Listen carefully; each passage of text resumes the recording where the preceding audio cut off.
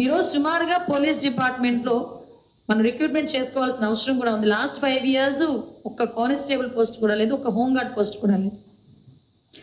సచివాలయంలో పనిచేస్తున్న ఉమెన్ పోలీసులు నాకు 15,000 మంది రిక్రూట్మెంట్ జరగాలి అని ఆ రోజు పోలీస్ డిపార్ట్మెంట్ వాళ్ళు చెప్తే వాళ్ళ సపరేట్గా చేయడం ఎందుకు, ఉమెన్ పోలీసులను తీసుకెళ్ళి కూర్చోబెట్టండి. ఉమెన్ పోలీస్ ఏంటి అసలు? పోలీస్ అని మాట అనిపించుకోవాలన్నా, కాకి చొక్కా వేసుకోవాలన్నా వాళ్ళకంటూ ఒక ప్రొసీజర్ ఉండేది. ఒక written test, physical test, training. After that ఆ కాకి చొక్కా వాళ్ళ ఒంటి మీద పడింది. ఎక్కడ? కానిస్టేబుల్ దగ్గర నుంచి IPS ఆఫీసర్ వరకు కూడా ఒకటే ప్రొసీజర్. అదేమీ లేకుండా వితౌట్ ఎనీ ఫిజికల్ టెస్ట్, ఒక రిటర్న్ టెస్ట్ చేసి ఏదో మహిళా సంరక్షణ అని పెట్టి వాళ్ళు మహిళా పోలీసుల కింద టర్న్అప్ చేసి వాళ్ళని యూనిఫామ్ వేసుకొని వాళ్ళని ఉద్యోగాలు చేయమంటే ఎలా చేస్తారు వాళ్ళు? సో వాళ్ళ దగ్గర నుంచి రివర్స్.